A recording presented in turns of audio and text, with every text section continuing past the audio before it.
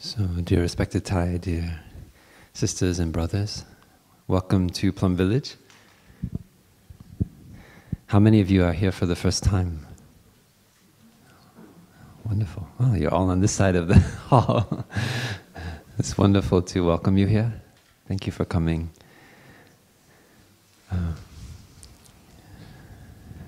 And how many of you have been coming here for more than 10 years? We go on the other side of the spectrum. Wow, you're all over here. Thank you for coming and supporting all of our young, all the new eyes and new friends who are here for the first time. So this is hopefully the first of many. We've had a number of educators retreats with our teacher in the past, including at this time in New Year's. I don't know if anyone was here in 2011. I think it was 2011, 2012. Yeah, we had the first applied ethics retreat here in Plum Village.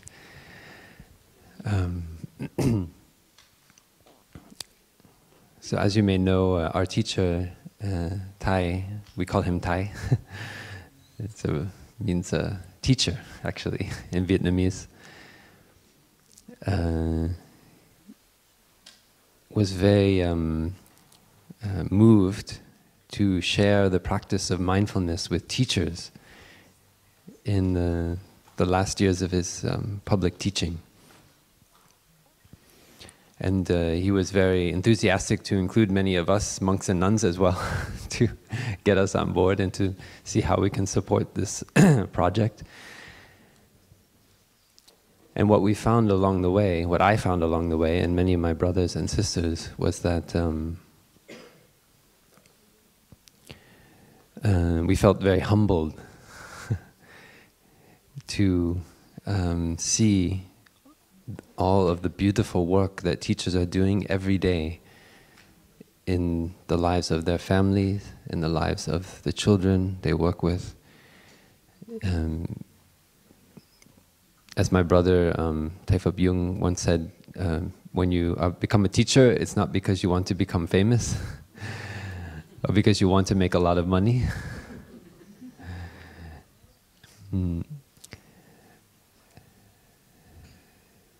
It's because of a deep aspiration to change the world, to look in ourselves and find what is most dear, what is most beautiful, and to transmit that to the next generation.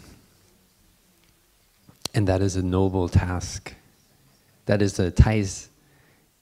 also Thai's aspiration, our teacher, is to look inside himself and be able to understand his suffering, understand how it's related to his happiness, learn how to transform it, and be able to transmit that practice to the next generation, to us, his students. And so we found it was very easy to resonate with what teachers are doing in their profession, in their daily lives. And also we found that we learned so many things, and we continue to learn. Many of us, we were put up there by Thai, because Thai wanted to train the next generation and then have them say, look, don't look at me anymore, look at my students. But many times we didn't feel ready to sit in that seat, to play that role. But Thai supported us, and so we tried our best, and we still try our best to play that role. And when we did it, we learned how much we can learn from other teachers. And so that is how this whole project has come about. Back in as early as the late 90s, 2000, Thai was already calling for teachers to embody the practice in their own lives and then find ways to share it. You don't have to call it even mindfulness. Back then you couldn't even call it mindfulness. Now you can go into schools everywhere and you say mindfulness and, oh yes, can you start a mindfulness program in my school? But back then people were still very afraid. I think it's some kind strange mystical thing, and so so he reached out to inspire teachers who are practitioners already to bring the practice into schools. And so Richard Brady is here, thankfully. He's come all the way from America. He was one of those teachers who really put a lot of time, effort, and his whole heart into creating a sangha of educators. And that is really in Wake Up Schools we talk about 3 pillars, kind of 3 fundamental aspects of what makes what we're doing about profound transformation, what makes it so important. And the first aspect is embodying the practice. So that is what we are doing here this week. We are learning to breathe mindfully, to just stop, learn to stop, because as teachers we know that we are often always running. We are running from one class to another. At every sound of the bell or the buzzer or whatever you have another class, another thing to do. And so sometimes it feels like it's just one unending stream of classes. And then eventually on some distant horizon we retire.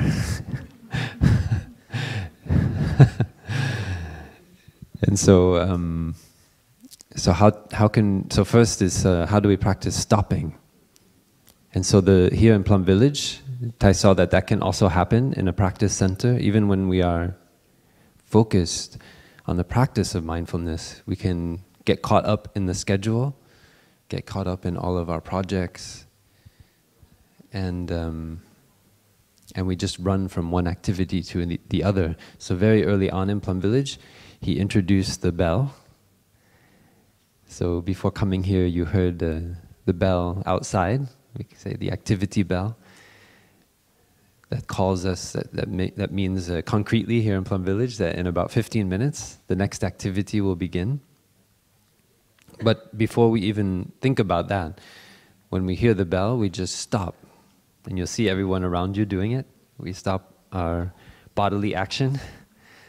But we also stop, if we're talking, we also practice to stop talking, whatever conversation, no matter how important that point is that we're about to make. And usually it's when we're about to make the most important point that somebody starts to invite the bell. But we practice letting go. We say, is it really that important? Is that thing we're about to say really more important than taking care of my breath, taking care of my body? So we let go. So we have a collective energy around us, that a little bit of positive peer pressure. We call it support.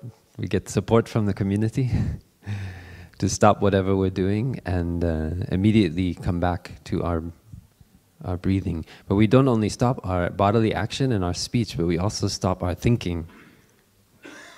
And that is sometimes a little bit more difficult until we've had some training. You think, stop my thinking. Maybe then I'll die.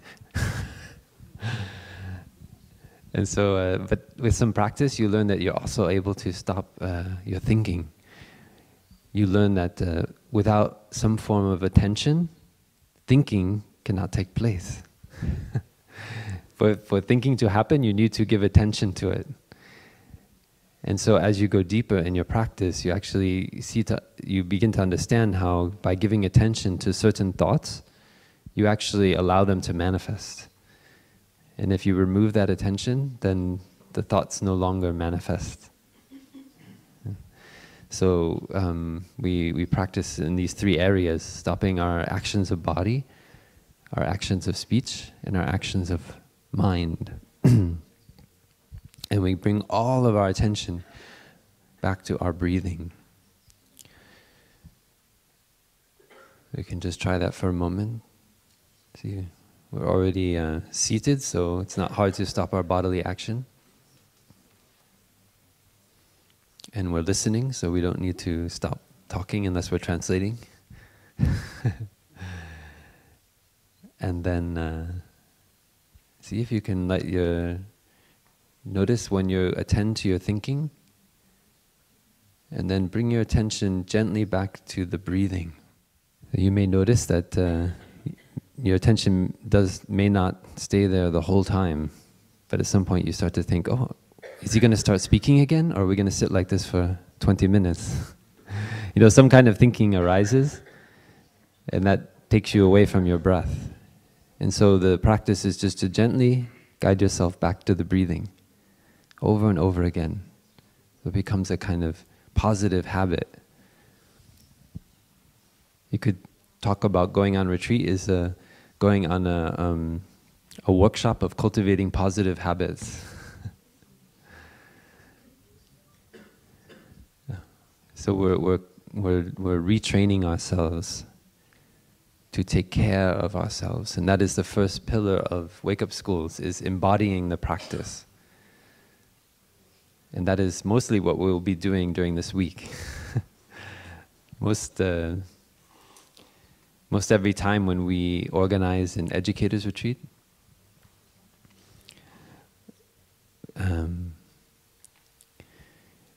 teachers come and they want to learn all kinds of techniques. Usually when they go on a workshop, right, and your school pays for you to go, they expect you're going to come back and enlighten them with all the wonderful things you've learned at the workshop or at the conference. And so you have to have a list of things. I did this and this and this, and this is what I learned, and right? So you can get your grant money or whatever. So you can go to another conference in the future. And so we invite you, when you go back to your schools from Plum Village, you can say, when they ask you, what did I do for a whole week in Plum Village? You can say, I did nothing. I spent my whole week learning how to do nothing. Maybe we can sing the song, Happiness is Here Now. If you haven't learned it already, it's a beautiful song. Happiness is here and now. I have dropped my worries.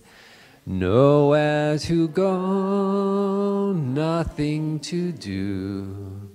No longer in a hurry. Happiness is here and now. I have dropped my worries. Somewhere to go, something to do, but I don't need to hurry. En français? Le bonheur, c'est maintenant. J'ai laissé tous mes soucis. Nulle part où aller, et rien à faire. Pas besoin de me presser. Le bonheur, c'est maintenant. J'ai laissé tous mes soucis. Quelque part où aller, quelque chose à faire. Mais à présent, j'ai tout mon temps. So that is one of the, we could say, the anthems of Plum Village. But notice that the first phrase is nowhere to go, nothing to do, no longer in a hurry. And then the second part is somewhere to go, something to do, but I don't need to hurry. So it's important, those two aspects. So we start with learning how to practice nowhere to go, nothing to do. Because if we don't learn truly how to practice nowhere to go, nothing to do, then if we will only spend our whole lives having somewhere to go and something to do, and there's no way we can do it without hurrying. That is the experience. So mainly in our retreat, we are practicing nowhere to go, nothing to do, because it's not often out in the world. outside that we have a chance to do that. I don't know if your principal or your colleagues at your school, they say, they often tell you, why don't you just do nothing? Why don't you just spend this week just not going to any classes, just sitting there following your breathing, coming back to yourself. Did anyone ever have the principal or the director of their school tell them that? Somehow it's not very often that you find someone in a position of authority who is going to invite you to do nothing. So that's why we play that role here in Plum Village. We sit up here on the podium and we say, this week you're going to practice doing nothing.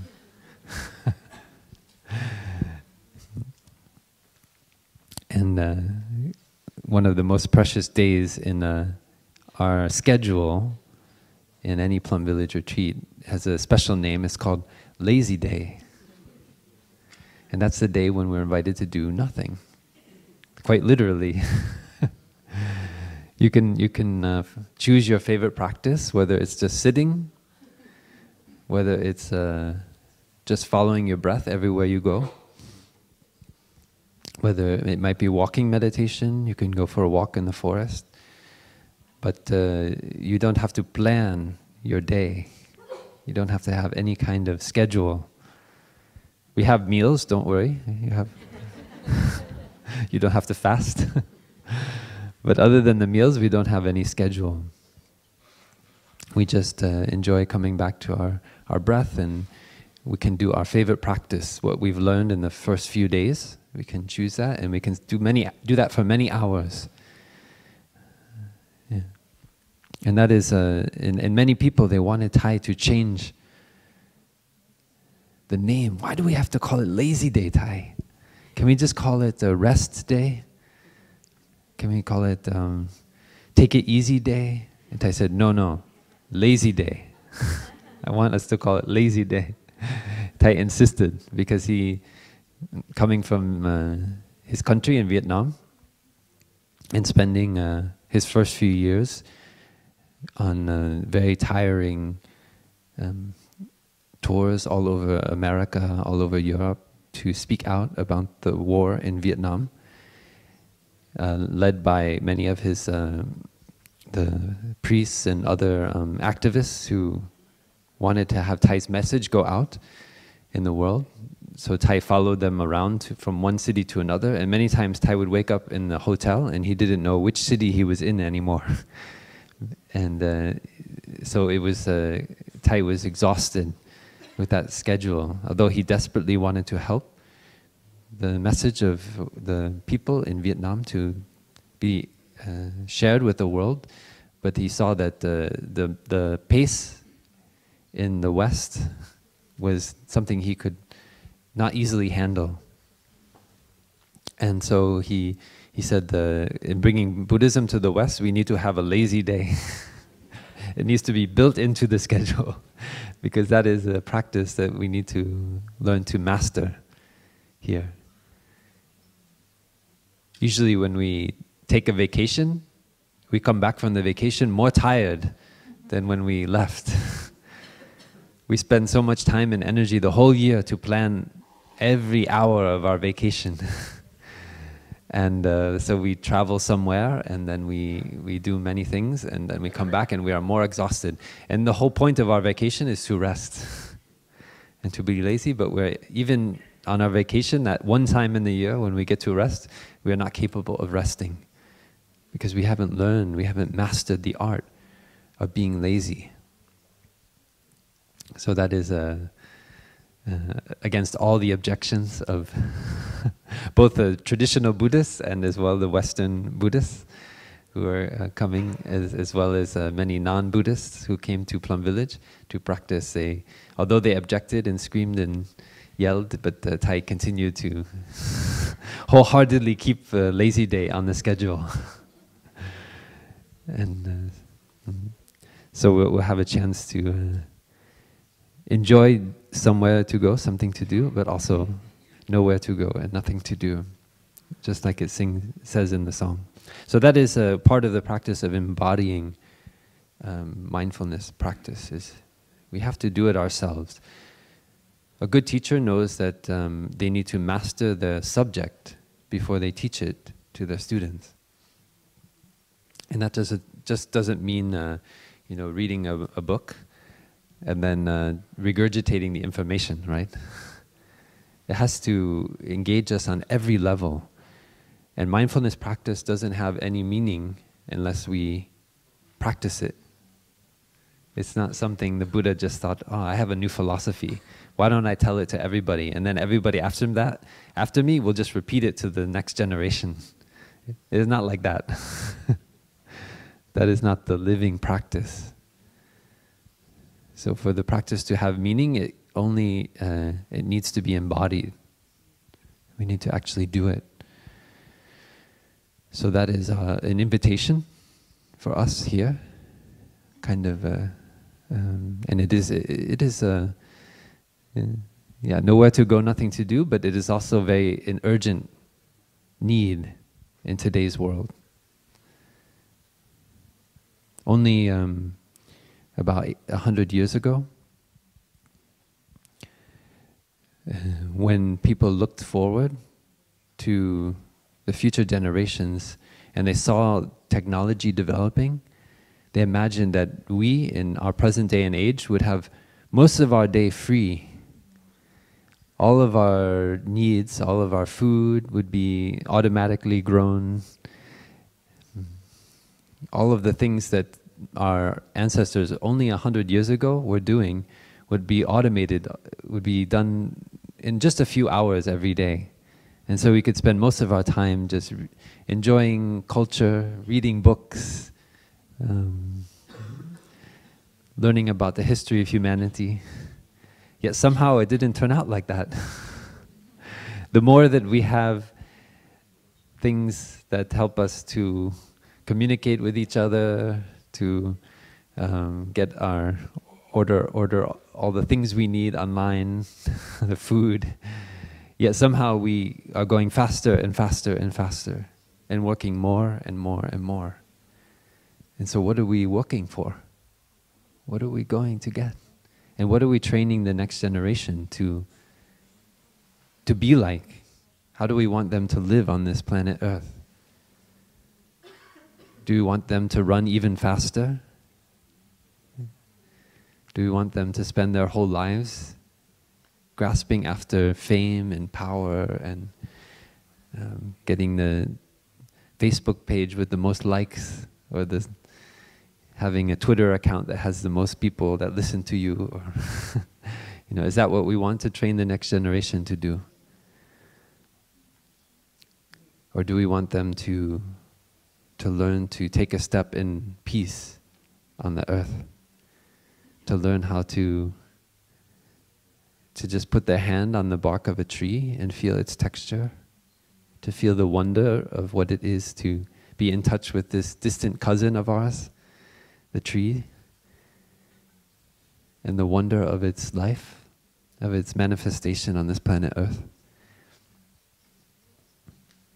And it's no longer enough for us just to say that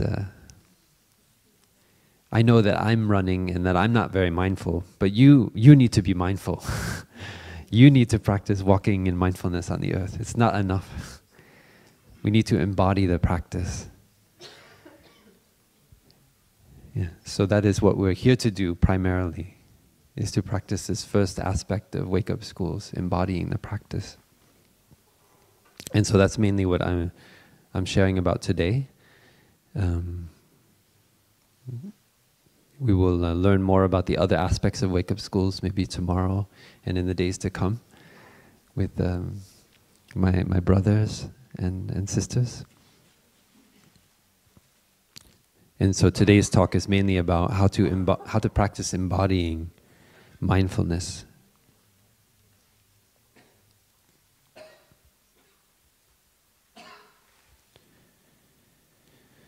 So we have this movement to bring applied ethics, what we call applied ethics, into schools. That movement we call wake-up schools. Maybe some of you have heard of it, but if not, that's you'll learn more about it. And Tai offered us this teaching of applied ethics. He noticed that many times, for example, here in France at that time, we had a different president of the country, President Sarkozy, and he proposed to have a time in the day of the school, of each school day, to learn about ethics. But then Tai heard that many people were debating about what they would teach, what they would do during that time. It seemed that nobody really knew. Everybody agreed that they wanted to teach ethics in the classroom, but nobody could agree on what they wanted to teach.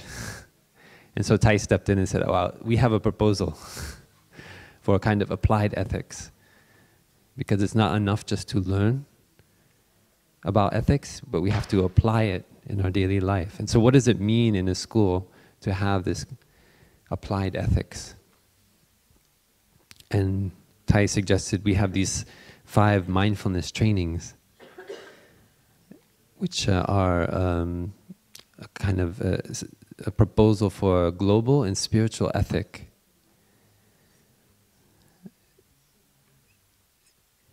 You'll see on the stained glass window here these 3 words in some archaic language. It's in Sanskrit.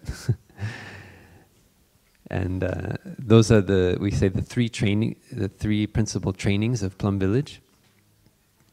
And the first one, smriti, means mindfulness. So to embody the practice, we start by cultivating mindfulness.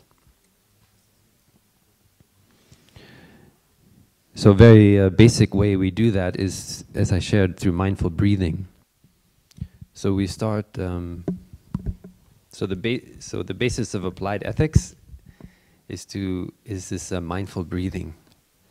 And so we need to be able to understand our body and mind before we talk about acting in an ethical way. Because usually the Buddha had an insight that usually when we do things that are hurtful to ourselves and to others, it's not because we intend to do harm, but because we don't understand the nature of our body. We don't understand the nature of our mind and how they are one. So the breath we talk of as something that unifies our body and mind. So just like my 2 hands, we can say this is my body and this is my mind, and the breath is the 2 that is what in the center holds it together. If they're not unified, then we act in ways that are not whole.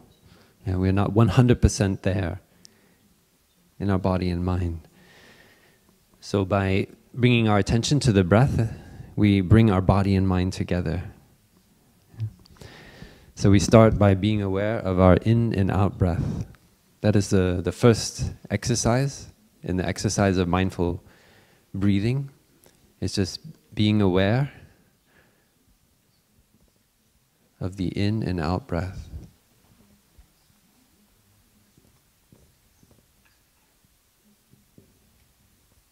This in and out breath.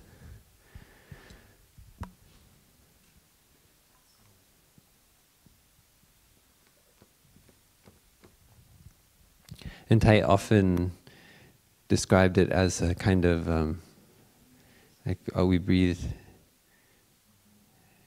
like a kind of figure 8. So we breathe in, and then the in breath becomes the out breath. We breathe out, and then the out breath becomes the in breath. In, out, in, out. So it's like the pen is our awareness. And we are just following it. We're keeping with the breath. Our awareness is keeping with the out breath, and then the in breath, and the out breath. the whole way. So it's a continuous attention. Another way to visualize it is looking at this pen. So if my finger is my awareness, then, and the pen is my breathing, so on my in-breath, my attention stays along the breath the whole way. Yeah. And then on the out-breath, the same. It follows it. Sometimes, though, our thinking distracts us. It brings us away from the breath. And that's very normal. It's very important not to get angry or upset. I noticed early on in my practice, when I would lose the thread of my attention on my breathing, then I would get angry and kind of, oh, I'm a mindfulness practitioner, I should be more aware of my breath. And so that would touch unpleasant emotions. I would get, the anger would arise, and actually that didn't help me to train myself. It's like when we learn to ride a bike. When we're a child, we need to have some calm and some, even maybe a sense of humor. When we fall down, not to get upset or get angry. Even if we get a little bit hurt, we need to just smile to ourselves and get back on the bike and try again. And then slowly we'll be able to learn. But if we just get passionately angry and we throw the bike away, then maybe we'll never learn how to ride the bike. And that happens with many people who come here to Plum Village. They become so, it's like we talk about it being like a violin. And if we tune the string too tightly, right, the tone will be too high, and eventually the string will break. So sometimes we come here to Plum Village with very high expectations. We're going to master mindfulness within 1 week. Come back to our school and share it with the whole world and transform the school, right? We're already planning, how we're going to be. Sometimes we had retreats for educators, and after one presentation about wake-up schools, people would come up and say, I want to learn how to train people to practice mindfulness. And we would look, kind of smile and be very kind. And so we see that in that passion, sometimes it's good to have an aspiration, but sometimes we get way ahead. We put the cart before the horse, right? And we say in English. Yeah, we haven't actually embodied the practice ourselves, learned how to tune the string properly, only to the tone that we want it to be. And so that it's too tight, and then the string breaks. So if we are a little bit too, we hold the practice too tightly like that, we get angry every time we feel like we make a mistake, it's easy for the string to break. And so that is why Tai often talked about mindfulness as being an art. It's not a technique, but an art. And a good artist knows that they have to do something and then step back and look at it. And then maybe put another stroke and then step back and look. And they see as they work that the painting is evolving in an organic way. So that is the practice of mindfulness. So we're aware of our in and out breath, but we know that sometimes our thinking is going to take us away from the present moment. And we just smile, and this is part of the painting. When we are cultivating a spiritual path, it's like a painting. We don't know what the final result will look like.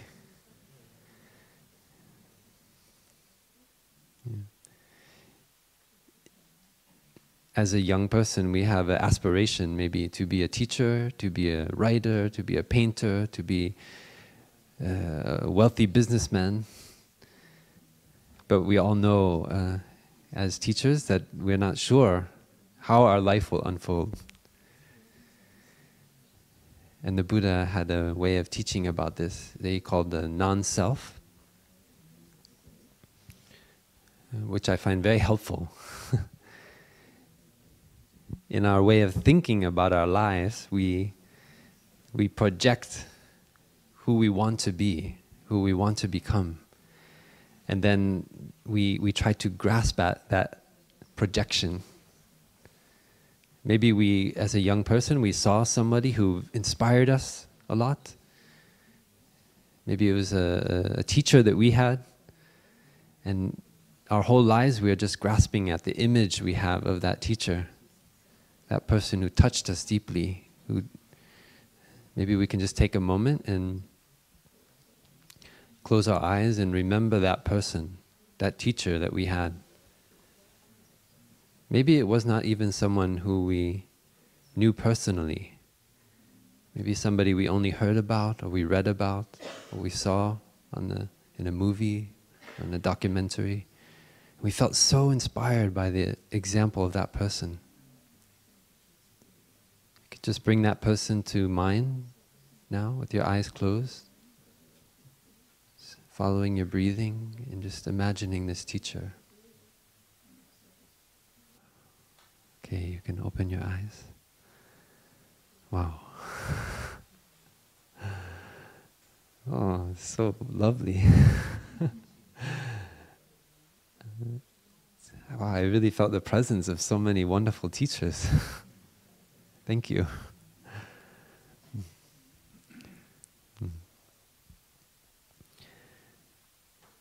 So that teacher, that person who, through their care, through their intelligence, their inspiring action, inspired us, touched us deeply. And somehow that some part of us wants to become that teacher. We want to realize some part of what that teacher did, what they offered to us, how they transformed our lives. But this insight of non-self teaches us that our life is a kind of unfolding. And that what we think of as ourselves is often just an image, a kind of story that we repeat over and over. But as we go deeper into ourselves, we see that that is only a story. That is only a set of ideas, concepts that we are grasping at, trying to become, including the teachers that inspired us. We want to become, we want to realize the qualities that they have. We want to bring them into our lives, so we start to do the things that that teacher did. We start to emulate the things that that inspiring teacher did. And in doing that, we oftentimes see that the result is not exactly what we wished. We're only grasping at the outer form of that person. It is like Thai often said, when we love someone, we have to ask ourselves, do we really love that person, or we love the image of that person?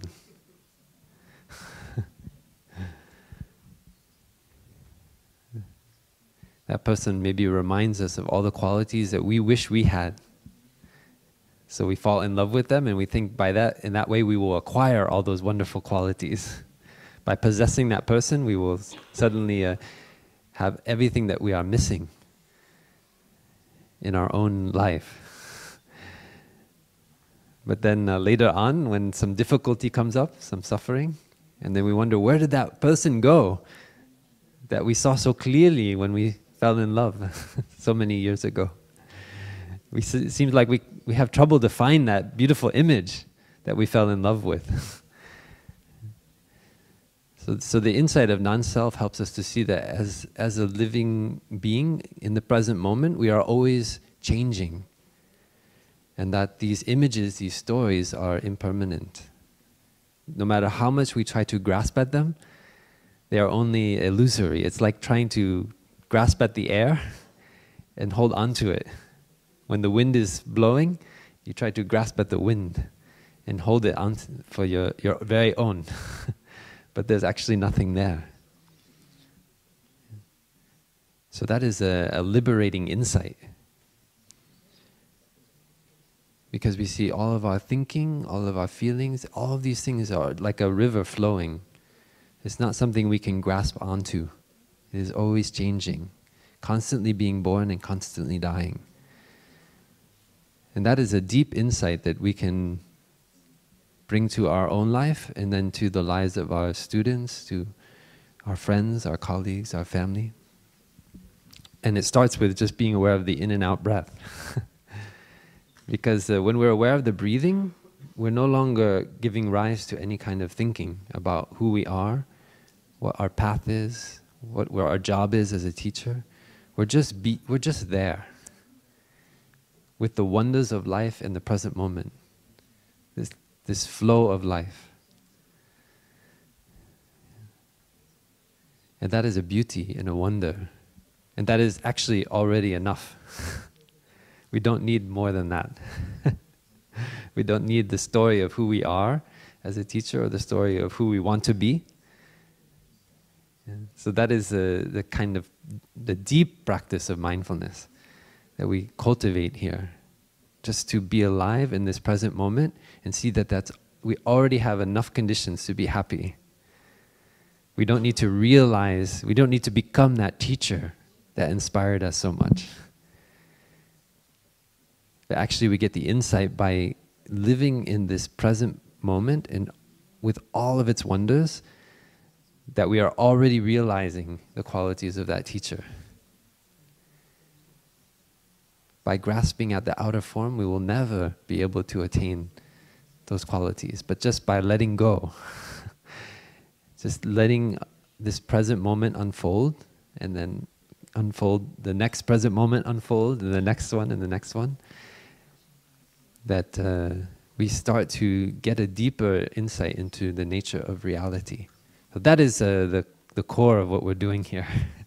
To let this unfolding happen in a safe place where we know we'll always have a breakfast and lunch and dinner. Sometimes we get some young people who come here and they transcend everything, but somehow they still come to eat the breakfast, lunch and dinner. You start to see that you still get hungry from time to time. You still need to go to the bathroom, take a shower. So it's an embodied practice. It's not that we, but we let go of all of the projects and the worries and the ideas about becoming something else. You see, that is the difference. We see that we actually don't need all of that to enjoy the wonders of the present moment. And the anchor is our breathing.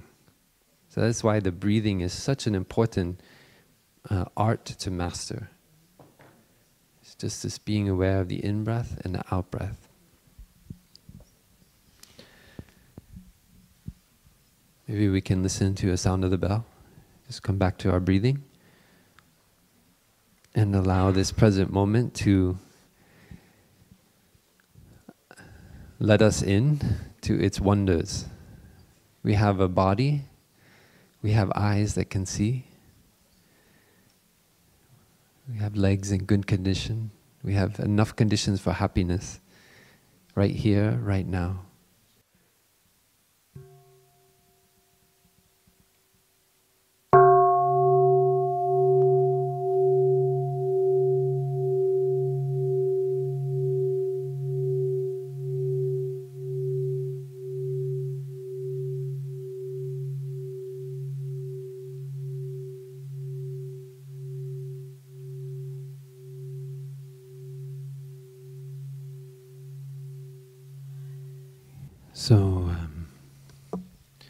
So the first step is awareness of the in and out breath.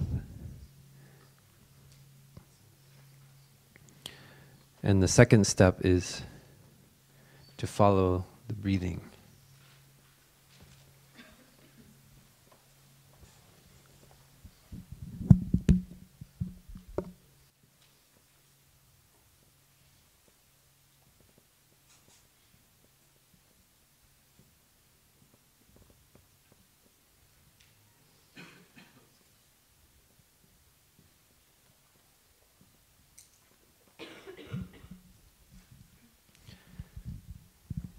Yeah, so that is how we cultivate the second training that you see up there on the glass, samadhi, which is usually translated as concentration. So mindfulness is being aware of what is happening in the present moment. Mindfulness is always mindfulness of something. You can't talk about just being in a state of mindfulness. There's a story I always remember. One of our elder brothers, when he was a young monk, and Thai came up to him and asked him, what are you doing now? And he said, Thai, I'm being mindful. And Thai said, mindful of what? I always remember that because he's one of our most lovely elder brothers. And even sometimes Thai had to correct one of our most talented brothers. He said, mindfulness is always mindfulness of something. So when we talk about mindfulness of breathing, the object of our mindfulness is our breath. We can be mindful of our body, mindful of our feelings, but we start with the breath because it's difficult to mistake our breath for something else. The Buddha offered us in his teaching on mindfulness to start with the body, because the mind can be quite tricky. We can mistake our emotions for, like maybe our anger can be mistaken for our sadness, or our jealousy can be mistaken for anger, and so forth. And so we oftentimes don't call our emotions by their true names. We mistake one thing for another because we think angry, I'm not an angry person. When we are sad and we cannot accept that we have sadness, so we say, I'm not a sad person. I can't, it's not sadness, I'm just a little bit irritated or something like that, you know. So we can be quite tricky like that in the mind. But I've yet to find somebody who mistakes their in-breath for their out-breath. That is a very fundamental thing. We know what is an in-breath, and we know when we're breathing out what is an out-breath. So that's a very simple thing for us to start with. And also our breath is always sustaining us. It's also always giving us life energy through our whole body. Not only human beings, but all of our ancestors, going back for millions of years, have enjoyed their breathing. So it is a very ancestral experience of breathing that is there, that is very closely linked with our life energy. So by being aware of the breath, we are also taking care of our body, taking care of our mind. The word for mind in Latin, spiritu, I think in maybe Italian also, is the breath, spir, inspire, right? The word aspire, inspire, they're all centered on the breath. Or the English word spirit is rooted in the breathing. So that insight also comes from the European tradition, to see the breath as linked to the mind and the very nature of who we are. So the Buddha often talked about how helpful it is to cultivate mindfulness of breathing. So we find it's a very helpful way to start. But there's not only mindfulness of breathing. That mindfulness that we cultivate of the breath can then be extended to the body, to our feelings, to our emotions, and to all phenomena, everything that's happening here and now. But we start with the breath. And by following the breath, we cultivate concentration. So that is part of the second training. So we can say concentration is maintaining our mindfulness over time. Concentration is not like you try to concentrate like this. That is a wrong approach. Concentration just means that this mindfulness of the breathing, we maintain it over time. Or mindfulness of our, maybe our anger comes up or some irritation. So we're not just mindful in that instant that the anger arises, but we maintain it. We notice its nature of arising and passing away. So everything is arising and passing away. Some things stay longer, but eventually they pass away. That is the flow of life. So mindfulness means that we just maintain our awareness. So as things manifest, as the breathing, the in-breath manifests, we maintain our awareness, and then as it becomes the out-breath, we see the in-breath disappears, and the out-breath appears. And then the next in-breath, and so forth. But at some point, as I shared, our attention might go away, and then we are pulled away by a thought. Even as I walked up here, I live at the bottom of the hill, at a farmhouse we call Shunha. So I was walking up here this morning in the mud to come to the talk, and I noticed that I always remember when I'm going to give a talk that Thai taught us when I was a novice, that if Thai doesn't enjoy his steps as he's going to give a talk, how can he possibly give a Dhamma talk? How can he teach mindfulness if Thai doesn't enjoy all of his steps as he comes up? So I have a lot of steps to take to come from the farmhouse all the way up here. So I can say that I maybe 90% I practiced being aware of all my steps in my breath, but still I had some thinking coming up. And then I would take maybe 3 steps, and I would realize after 3 steps that I was kind of like pulled away by that idea. Something I've been thinking about for the past few days, and then suddenly it just reappears in that moment. And it's like I haven't even lived those 3 steps. I remember before I took those steps that I was aware of my breathing. And I remember at that present moment being aware of my breath. But what happened in between, it's like I was in a movie. I was in some kind of dream, some dream world of my own making. And you become very precise like that. You see that those 3 steps, I didn't really enjoy my steps. Thai has a hermitage that he spent a lot of time in near here. And in that hermitage, there are some steps. There's 2 floors, the first floor and the ground floor. And Thai slept on the first floor. And every time Thai would go up those steps, Thai enjoyed every step in mindfulness. Each step. And if Thai took 1 or 2 steps and Thai was not mindful of his steps, then he agreed, he made the commitment to go back down to the bottom and to start all over again. So if I practice really well, I should go back down and then start walking back up here. But maybe I will never arrive all the way here. Yeah. So I continued walking so I could arrive almost on time for the talk. But sometimes I like to practice that, to really take some steps. And if I don't, like to get to my room in Shunha, I have to walk up some steps. And I really, those on the each step, or not each step, but some of the steps, it says, walk in peace, yeah? Or enjoy your steps. And so as I go up, sometimes I'm going very, very quickly. I'm in some project, or I'm going to do something, or I'm late and I forgot something in my room.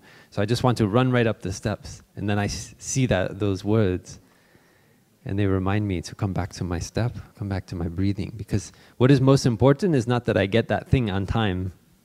What is most important is that I really am present for every one of my steps. In that way I develop concentration. Yeah, I learn how to come back to the present moment, and come back, and come back. And it becomes a positive habit, this concentration. So that is the spirit in which we practice following the in and the out breath. We just gently bring our attention back with humor. With the we can smile when we do it, so we make sure not to get irritated or angry. Just bring our attention back to the breathing. In Plum Village, we have a practice called mindful eating. So this morning you had breakfast in silence. and you notice that many people around you are mindfully eating their food. It is, I found, one of the more advanced practices that we do here. When we're just sitting or we're walking, it's not so difficult to be aware of our breathing. But I find when I'm eating that I'm quite challenged because there's so much sensory input. The flavors of the food, the smell, all the people around me.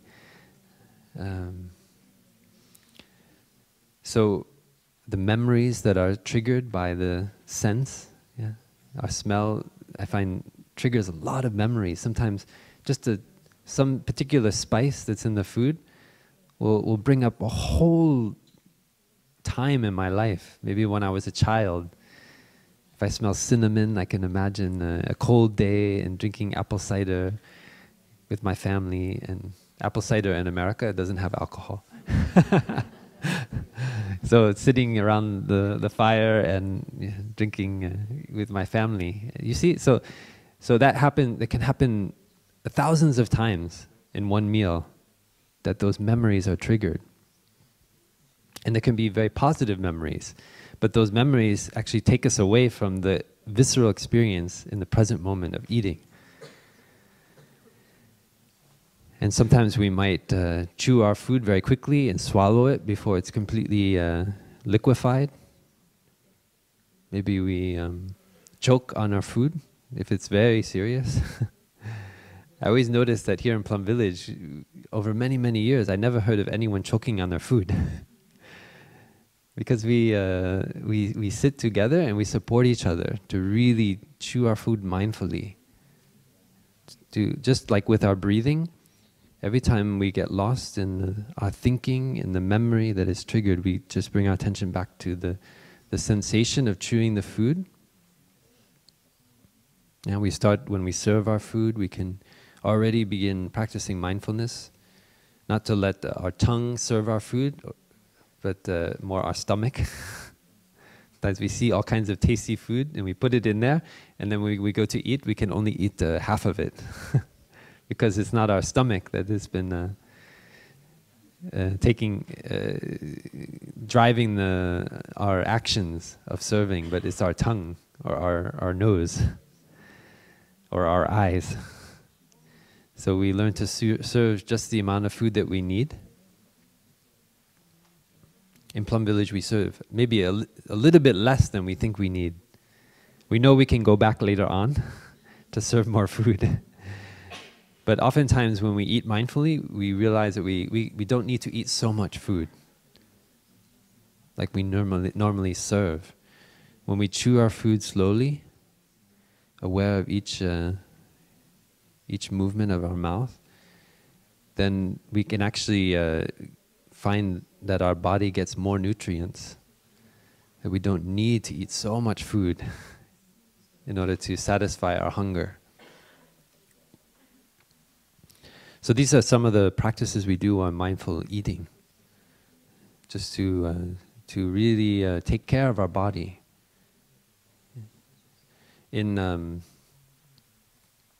our monastery in New York State, Blue Cliff Monastery, they're now very famous in the New York area, New York City area, because they had a big expose on the food section of the New York Times about mindful eating. You know, a lot of people in New York, maybe like elsewhere in the world, they're obsessed about food. And they try to find new restaurants that have a special kind of ambiance or something. And so there's some restaurants that people sign up for 6 months in advance in order to have that special experience. And so suddenly there was this Buddhist monastery that practices mindful eating. And so people started showing up at the monastery to have this experience of mindful eating. And although we just cooked the food like we normally do, but they said, wow, the food tastes amazing. Why? What do you do? What are the, and many people come and ask, what kind of spices do you put in there? How do you cook the food? We want a recipe book. But when they go home and they just cook it and they put everything in there, somehow it doesn't taste the same. You have to have that experience, the real experience of going to the monastery and practicing mindful eating. Anyway, we found that very humorous, that we had these people who are like going to very exotic restaurants, showing up at the doorstep of the monastery to experience mindful eating. And then when they tried to pay for the food, we said, no, it's free. What? We don't pay? No, you can make a donation. Oh, it's some kind of you think this is some kind of advanced restaurant where you practice mindful eating and you also don't have to pay in the normal way. You just make a donation.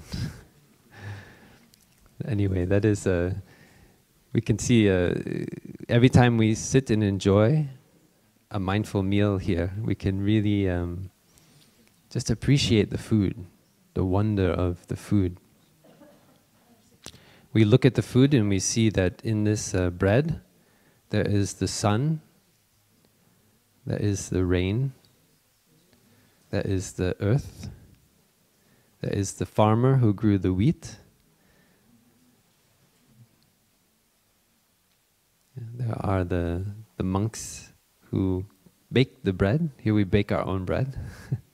So there's a lot of love that's put into the sourdough starter over many days, many weeks, to building the bread oven, the stones and the fire from the trees. So when we look into the bread, we can actually see that the whole cosmos, including the sun and the earth, are present in that piece of bread. That is a miracle. So the food becomes the object of our mindfulness. And we see that when we look into our own body, that we are also made of the sun and the rain and the earth. Without the sun's rays, we would not be here. Now we've discovered that the water on earth could be older than the sun, even more ancient. Yeah, we're not entirely sure where all the water comes from originally. Somewhere out there in a gaseous vapor in the universe. And then it's settled on this planet and some other planets in our solar system. So when we drink the water in our tea, we can see we're drinking the ancient ancestors that are older than the sun itself. And that water flows through our veins. So this is also the teaching of non-self, what we call interbeing. Very, very deep practice to realize as a teacher for our students, to see that we cannot be by ourselves alone. We can only interbe with all things. When we look into the bread in that way, and we also look into ourselves, we see that we and the bread are not separate, that we inter-are. Even before we put the bread in our mouth, we are already related. We are already cousins. And so we are engaging in a kind of communion by eating the bread. A beautiful act of interbeing. The reuniting of old family members. Cousins. Yeah, that is the insight of interbeing. Yeah, so this act of eating is a very deep mindfulness practice. And we can practice just like we do with following the breath to maintain our awareness throughout the whole time of serving our food, of sitting to eat our food, and then afterwards we are aware of our digestion. We're aware of the energy from the food going out into our body through our blood, and then the excrement coming out. So that is just like in the same way that we follow the whole length of our breath. We want to practice to be without distraction, to see the whole process. Yeah. Okay, so we cover mindfulness of breathing, mindfulness of eating. Now I'd like to share a little bit about mindfulness of walking. So the third exercise in mindfulness of breathing is awareness of the body.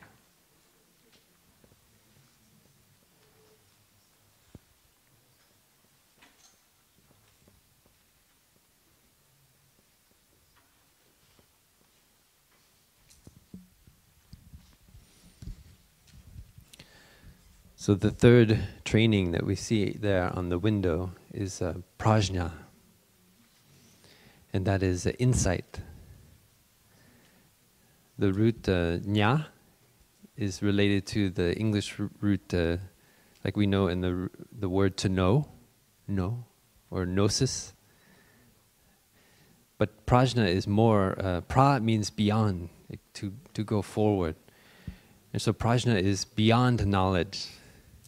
It's beyond mere knowing. We can know facts about the world, about our life, who we are. We're born in this place, to these parents, and so forth. But to go beyond that is to get this insight of interbeing, to look more deeply into the present moment.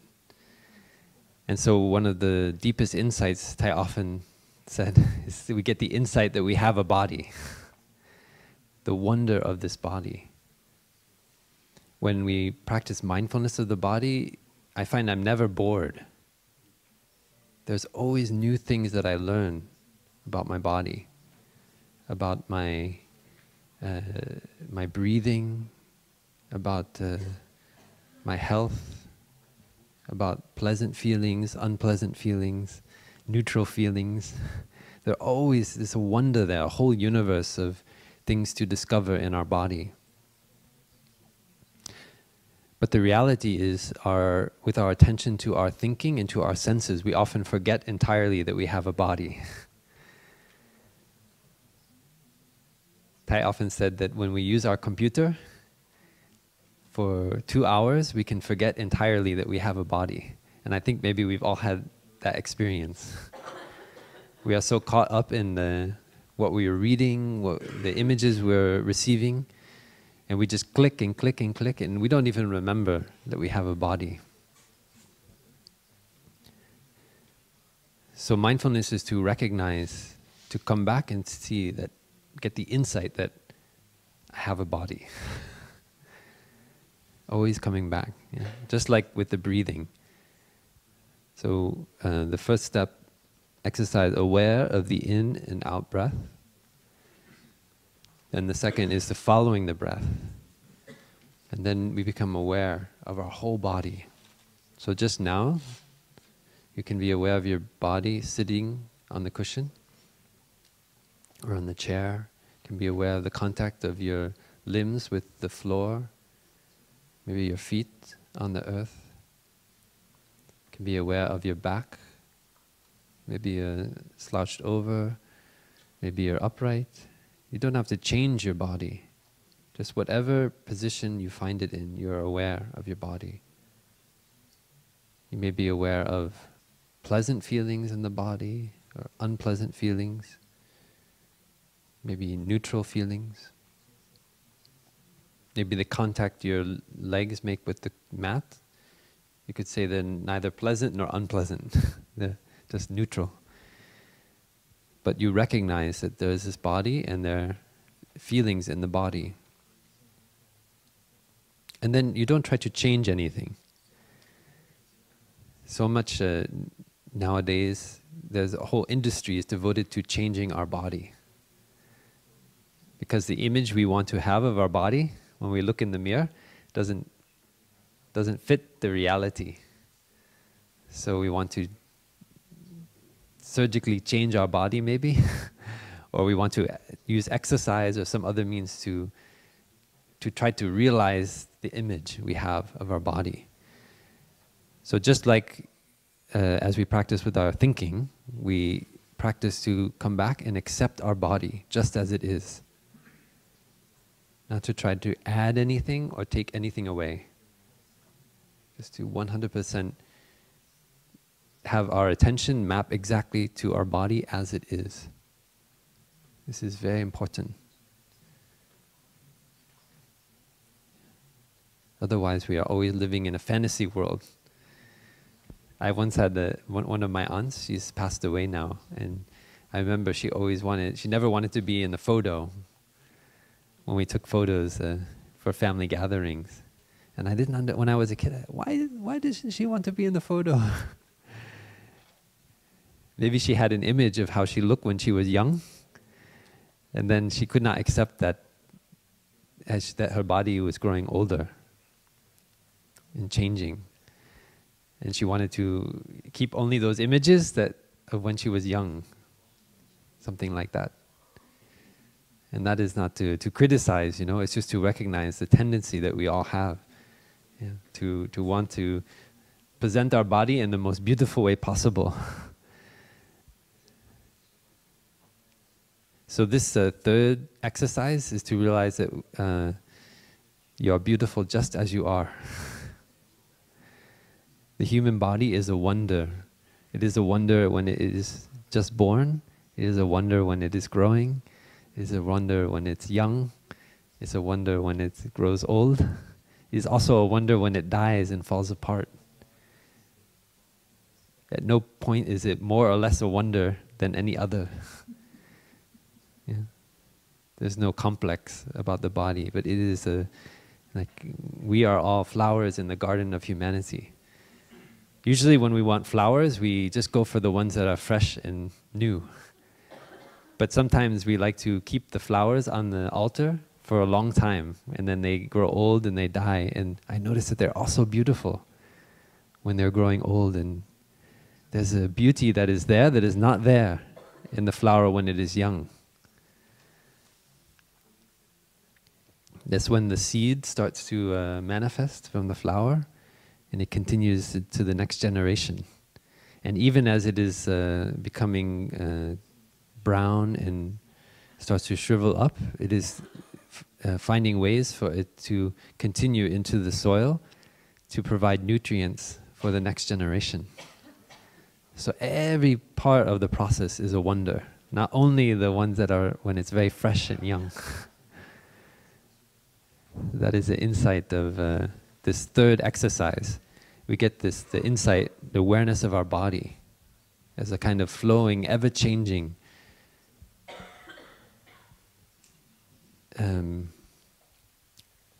object of our mindfulness. And when we realize that acceptance and awareness, then we can practice the fourth exercise, which is to calm the body, relax the body.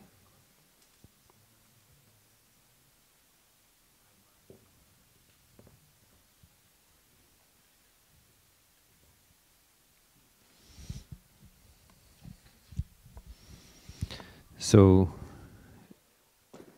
with the practice of mindful walking, we are aware of our breathing, and we coordinate the breathing with each step.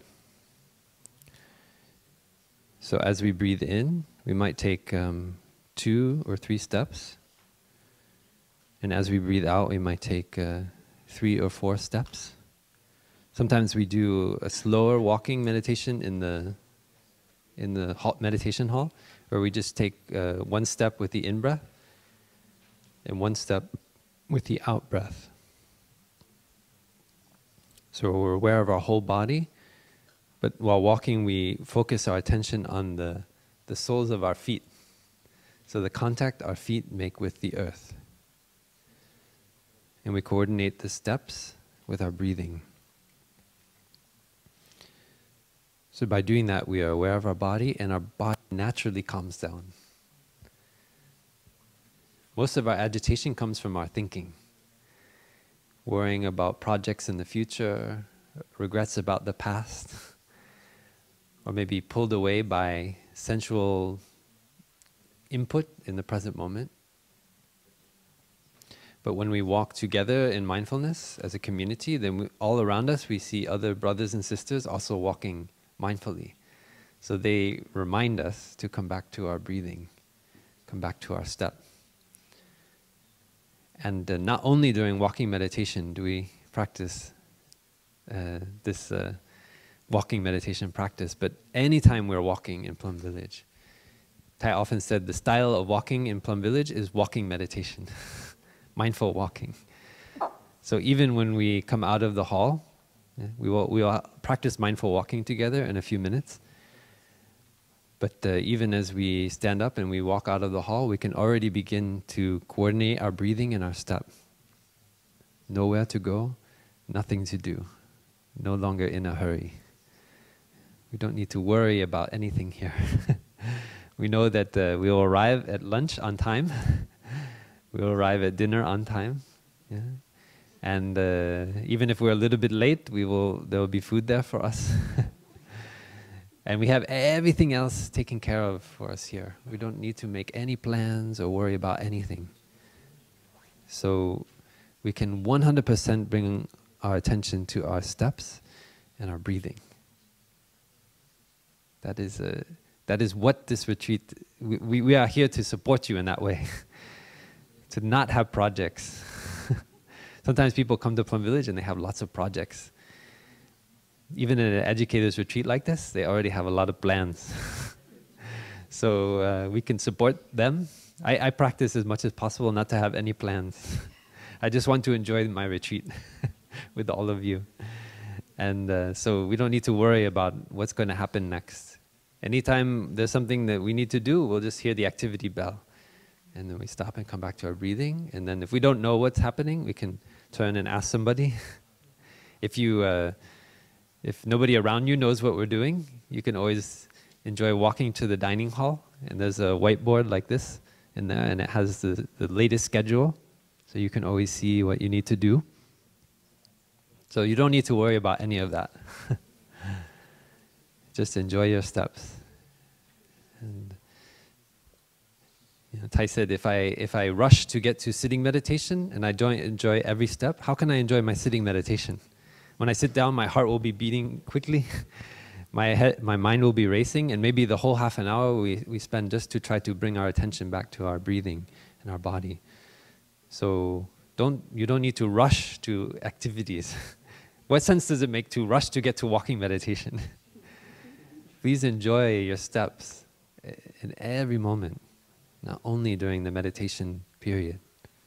And that way we learn to calm our body.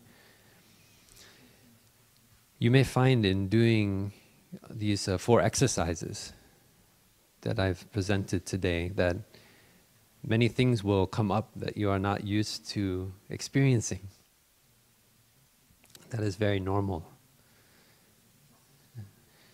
When we are outside and we are constantly putting ourselves through an experience of stress and release, there can be things that are in our body, memories, sometimes some suffering, that doesn't have a chance to cry out and let us know that it's there.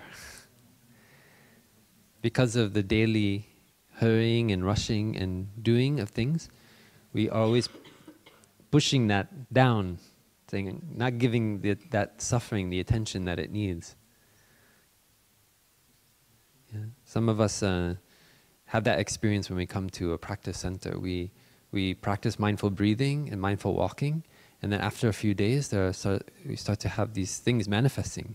And then we suffer a lot. We wonder, why am I suffering so much? I come on retreat to relax. And that is a wrong perception, because we don't come on retreat just to have a good time. I always say when somebody has a fear or anger or sadness manifesting when they are in a practice center, that is a great gift.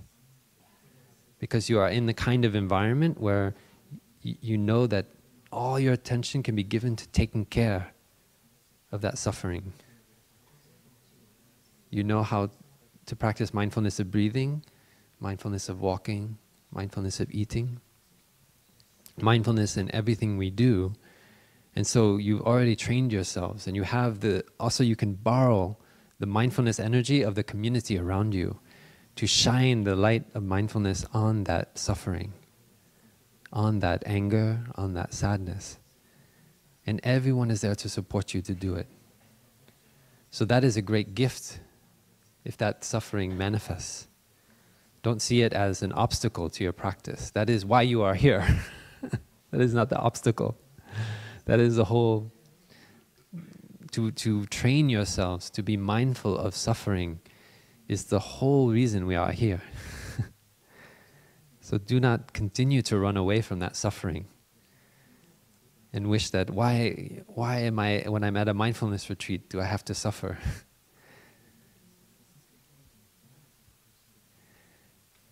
Tai often said that I don't want my students to live in a place where there is no suffering. I don't want my students, I don't want my students to live in a place where there is no suffering. Many of us in different spiritual traditions, we dream of a place where there is no suffering. Maybe it's heaven or pure land. And if only we could arrive at that place, then we would be happy. And some of us think Plum Village is that place. Plum Village is the place where there is no suffering. So why am I suffering when I come to Plum Village? Why all this pain and suffering is arising now? I'm mindfully breathing, I'm mindfully walking, I'm doing everything that that monk told me to do. And yet, here I am, I'm suffering. What am I doing wrong? Yeah, that kind of voice can come up. And you can just smile. And then use everything you've learned and cultivated to be aware of that suffering. Mindfulness is the art of suffering. It is the art of learning how to take care of our suffering and transform it into happiness. Thai often said that suffering and happiness are two sides of one coin. It is not like we escape from our suffering to arrive at happiness. That is like the way of the world. Your job is suffering, so you go on vacation to enjoy happiness for 1 week in the year, and then you come back to suffering, right? And even sometimes monastics, they come to Plum Village to train, and they think Plum Village is the pure land. I hate my home area. I don't want to go back there. I want to stay in the pure land forever. And so we need to learn and see that actually our suffering is not out there, but it is in our heart. It's inside of us. It's not other people who make us suffer.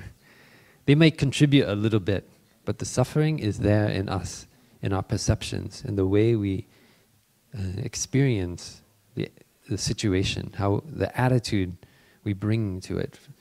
That comes not only from ourselves, but from our parents, our grandparents, our ancestors, our teachers, our society.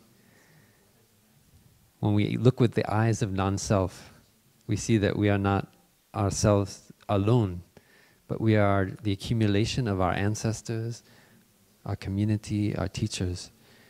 And so we carry also their suffering. Our suffering is not only our own. So please, when suffering arises, and I think for all of us, some suffering will arise in this retreat, we can smile and see it as a kind of gift. As teachers, we know that suffering can be the greatest gift. Understanding it, learning its nature, and learning how to transform it into happiness is the path of freedom. So I wish you a wonderful practice of the art of suffering, the art of mindfulness during this retreat. And in a few minutes, we'll hear the bell for mindful walking, and we can enjoy together to walk with the spirit of nowhere to go, nothing to do.